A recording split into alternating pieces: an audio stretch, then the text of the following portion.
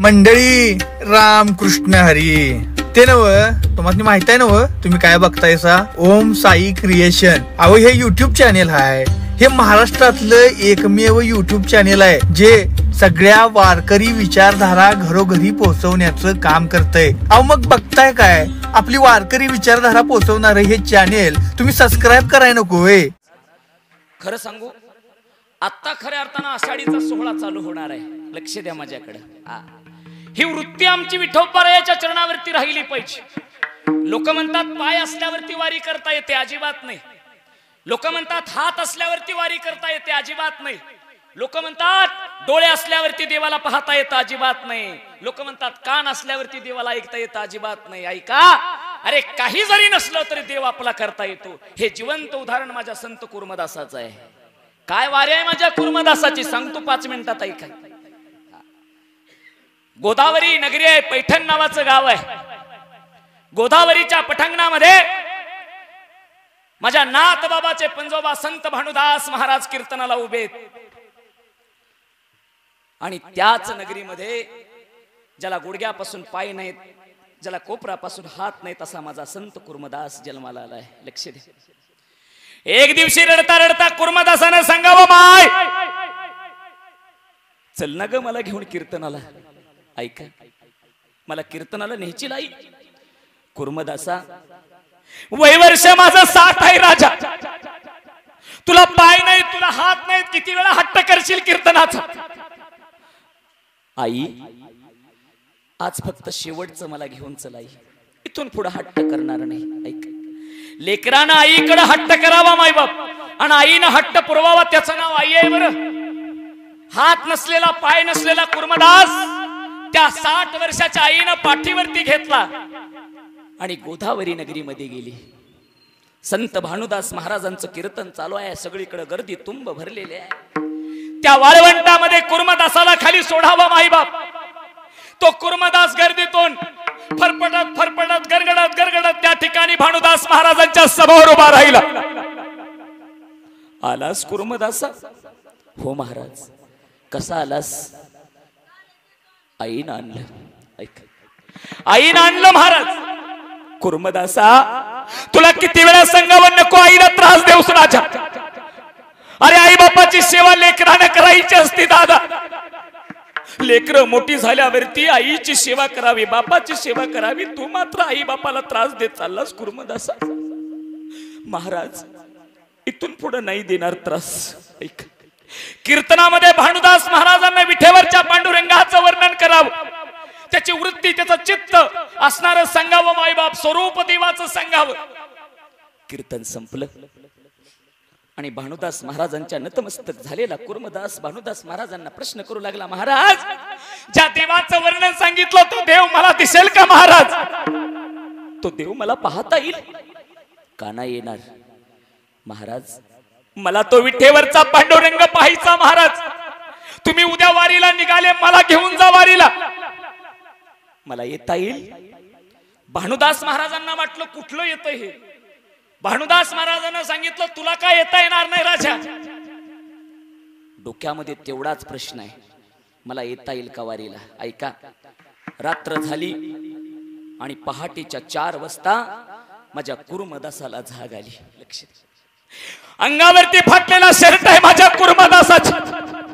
रात्रीच्या पहाटेच्या 4 वाजलेत मायबाप. गोदावरी नगरीच्या किनाऱ्यावरती कुर्मदासाला जाग आहे.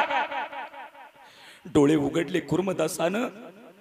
डोक्यामध्ये फक्त आणि फक्त एकच गोष्ट आहे की मला पंढरीच्या वारीसाठी जायचंय मायबाप. माझा कुर्मदास गरगडत गरगडत गोदावरी नदीमध्ये उतरला, अंगावरती पाणी मारलं आणि निघाला मायबाप पंढरीच्या दिशेनं. ऐका, ज्याला हात नाही, ज्याला पाय नाही, तो विठोबारायाची वारी करतोय, त्याचं नाव कुर्मदास आहे. गरगडत गरगडत निघालेला माझा कुर्मदास बार्शी सारख्या गावात आलाय. पाठीमागून येणारी संत भानुदास महाराजांची दिंडी आहे. कुर्मदासानं सांगावं, ऐका रे, माझ्या संत भानुदास महाराजांची दिंडी पाठीमागून येते, त्याच्यासाठी जेवायला आणा. सगळी सोय करायचं देवा पुढे येऊन, सगळी सोय. संत भानुदास महाराजांना कुर्मदासाकडे पाहिलं. कुर्मदासा, कसा आलास रे लेख? बाबा, तुम्ही फक्त मला बोलला की तुला येता येईल म्हणून ह्या आशेवरती आलो बाबा. ऐक, अरे अंगावरती त्या ठिकाणी शर्ट नसलेला कुर्मदास लहुळ पर्यंत आला मायबाप. अंगाची लाही लाही झाली आहे. गरगडत गरगडत आलेला तो कुर्मदास, सगळ्या अंगामध्ये दगड काटे रुतलेला रक्ताबंबळ झालेला कुर्मदास रस्त्याच्या कडेला पडला. मायबाप भानुदास महाराजांना पाहिलं, ए कुर्मदासा, अरे आता ही शेवटची रे, शेवटची. आता आपलं पंढरपूर जवळ येणार आहे, आता आपली चंद्रभागा जवळ येणार आहे, आता आपला तो विठेवरचा पांडुरंग जवळ येणार आहे. हे शेवटचा मुक्काम आहे दादा.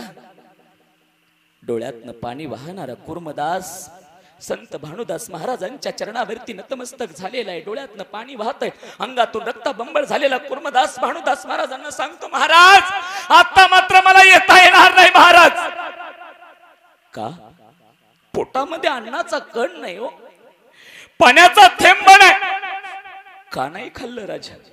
महाराज घरी असल्यावरती आईनं मलमूत्र काढावं महाराज, पण वारीमध्ये कुणी काढावं मलमूत्र माझं, म्हणून अन्नाचा घास नाही पोटात महाराज. कुर्मदासा, मी काढेल रे, मी काढेल. चल, शेवटचा मुक्काम आहे. नको आहे, माझ्यासाठी एक करा देवा. चंद्रभागेच्या तीरावरती गेल्यावरती चंद्रभागेमध्ये एकदा नाही दोनदा आंघोळ करा. एक माझी आणि एक तुमची. विठोबारायाच्या समोर उभा राहिल्यावरती दोनदा नतमस्तक व्हा. एकदा माझ्यासाठी आणि एकदा तुमच्यासाठी.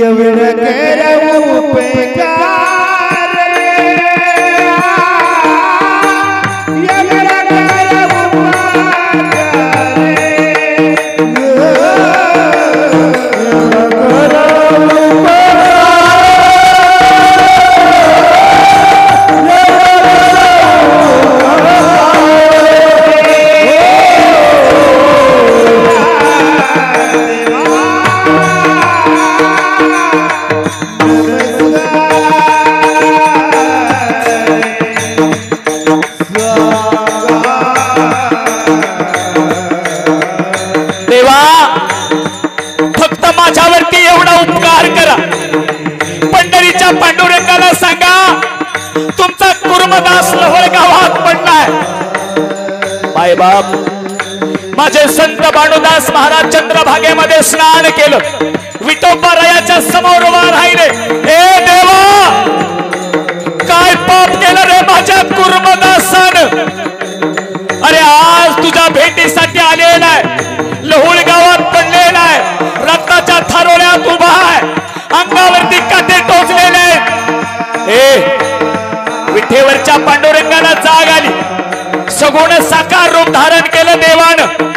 रुक्मिणी, माझ्या भक्तासाठी मला जावं लागेल. रुक्मिणी ऐका, साक्षात विठेवरचा पांडुरंग लोहोळ गावात कुर्मदासाला भेटायला आलाय. मायबाप,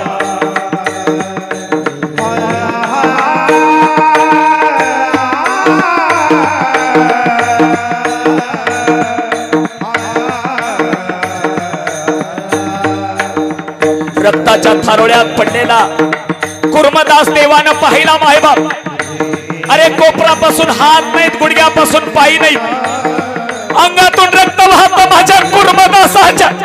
बेशुद्ध अवस्थेत पडलेला कुर्मदासाचा तो देह विठेवरच्या पांडुरंग परमात्म्यानं मांडीवरती घेतला. मायबाप, डोक्यावरून हात फिरवावा.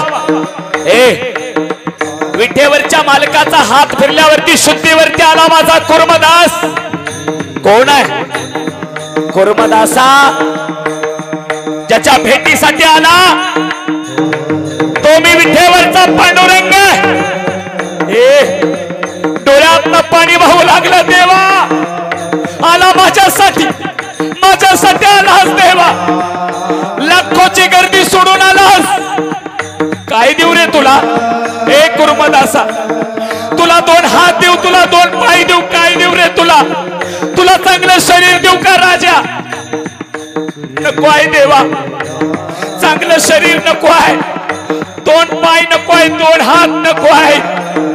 देवा मला द्यायचं असेल तर या कुर्मदासाला तुमच्या मांडीवरती मरून द्या देवा.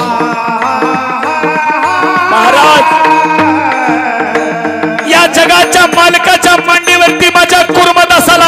आलं आजही मायबाप ते लहोरगाव पुण्य आहे माझ्या कुर्मदासाची समाधी त्या लहोरगावात आहे लाखो वारकरी पंढरीला जातात पण साक्षात विठेवरचा पांडुरंग माझ्या कुर्मदासाला भेटायला जातो हे सामर्थ्य माझ्या संताचं आहे